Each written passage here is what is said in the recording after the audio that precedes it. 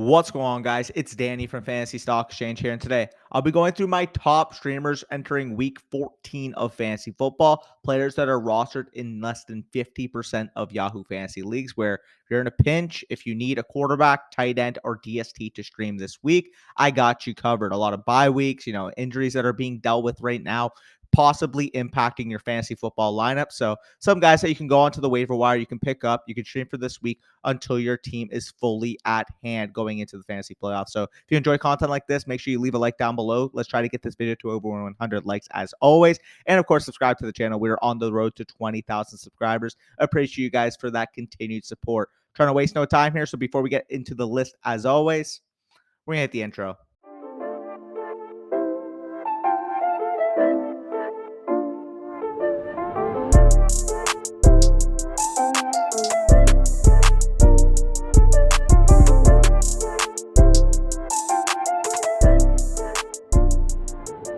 All right, let's start off at the quarterback position. And my number one quarterback stream of the week is going to be Tyler Huntley, quarterback of the Baltimore Ravens, traveling on the road to play the Pittsburgh Steelers. And when it comes to Tyler Huntley, he is the definition of a dual threat mobile quarterback. 6+ rushing attempts in each start that he has made as a Baltimore Raven, including 5.42 additional fantasy points per game he averages because of his legs. He's looked pretty good anytime he started. He averages over 16 points per game in those starts. And the ceiling is always there given how great a runner Huntley is. But this week really showed that the Ravens don't mind putting him into a high passing volume situation. Overall, if a quarterback can run the way Huntley can, in my opinion, he is a surefire top 15 plus quarterback for me on any given week. So he is my number one stream at quarterback this week. My number two stream is going to be Jared Goff, quarterback of the Detroit Lions, going to play the Minnesota Vikings at home. And he's still a top 20 quarterback this year at number 17 at the quarterback position, and yet he still doesn't get the respect that he deserves.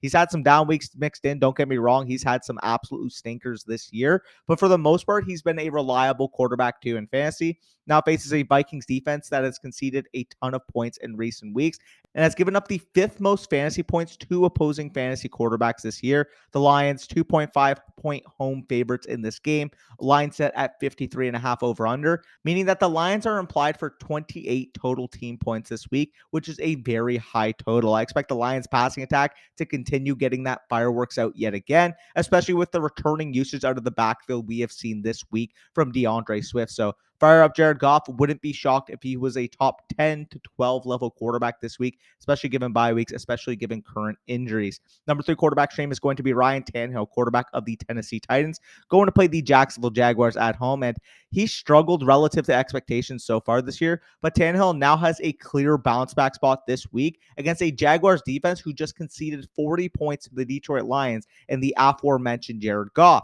The Titans are 4-point home favorites this week against the Jaguars. And while that figures to be a heavy Derrick Henry reliant game script, I do think Tannehill has sneaky upside, coming off his best rushing performance of the season this past week, 34 rushing yards, getting it done on the ground. I do think that can continue against a Jags defense that has looked overmatched in recent weeks. Quarterbacks are dead this week, as I kind of said. Bye weeks, injuries, you name it, are killing the quarterback position. And with Ryan Tannehill having a great matchup, I definitely feel comfortable putting him into my lineup if I have no better options. At this point of the season, while he doesn't have an elite ceiling, realistically, outside of the elite tier quarterbacks in the tier 2, like the Joe Burrow, Dak Prescott tier, I don't really see much of a difference. And I think Ryan Tannehill, you can make the argument, although he's a tier 4-5 guy, can figure into that tier 3 range given the bye weeks and given the matchup that he has at hand. So really like Ryan Tannehill, but let's move to the tight end position, and that's going to be led off by number one, Greg Dulcich of the Denver Broncos, going to play the Kansas City Chiefs at home this week. And he had a huge bounce back performance this week for Dulcich, showing that the underlying metrics actually led to fantasy points. 22 of the 27 team routes and commanded 8 targets against the Baltimore Ravens. As we know, Courtland Sutton left the game early with what appeared to be a hamstring strain, and Dulcich really capitalized on that with an impressive performance. Judy is still limited. Sutton may potentially miss this upcoming game, and all of their other wide receivers are apparently on IR. Dulcich is the one constant force of this Broncos passing attack. I expect this rookie tight end to build off this impressive performance and catch heat entering the fantasy football playoffs. Really reminds me of last season's Pat Freiermuth breakout. Number two tight end stream of the week is going to be Evan Ingram, tight end of the Jacksonville Jaguars, going to play the Tennessee Titans on the road. And he's very similar to Dulcich in the sense that he is used heavily in his own offense. The underlying metrics favor Evan Ingram, and he's always been good. 32 out of 39 team routes, commanded 7 targets this week. And as we know, the Titans are a very fast funnel defense. Still a really good defense, but you can't run on them. You could pass on them a little bit, and that bodes well for all of the Jaguars' ancillary receiving weapons. I expect Evan Ingram, the tight end 15 on the year, to build off this impressive performance versus the Lions and help get the Jaguars offense back on track after that 14-point performance. So in terms of Evan Ingram, really like him. Top 15-ish level tight end any given week for me. Number 3 tight end stream of the week is going to be Daniel Bellinger, tight end of the New York Giants, going to play the Philadelphia Eagles at home. And after impressing prior to his injury earlier this year, Bellinger returned this week to his full workload, garnering 33 of the 40 team routes and commanding 5 targets in their game versus the Washington Commanders. He's very similar to Dulcich in the sense that he is a young, athletic rookie tight end, earning a larger role in an offense that needs consistent receiving threats. Outside of Darius Slayton, their entire weapons core is completely unproven, opening an opportunity for Bellinger to continue where he left off last week. I expect the Giants to be operating from a positive game script this week against the Eagles, opening up more potential volume for Bellinger in this matchup. So definitely like Daniel Bellinger. He would be my 3rd tight end after Evan Ingram and Greg Dulcich this week to stream. My top streaming defense is starting off with number 1 is going to be the Cincinnati Bengals at home versus their division rival Cleveland Browns. They are a 6-point home favorite in this game, and the Browns are only implied for 21 points. Bengals D has been very, very hot as of recent, while the Browns and quarterback Deshaun Watson really struggled to put away the Texans this week. Some learning curves. Obviously, the guy hasn't played in a couple years, and it showed in a big way versus the Texans. While I do believe this Browns offense as a whole, including Deshaun Watson, will take that bounce back, will take that step back up to where we assume Deshaun Watson being a top 5 to 10 level quarterback in the NFL. They would be hard-pressed to get back on track against a peaking Cincinnati Bengals defense on the road. Give me the Bengals here. I expect some takeaways. I expect the defense to really get after Deshaun Watson, and I expect the Cincinnati Bengals to comfortably cover their 6-point spread.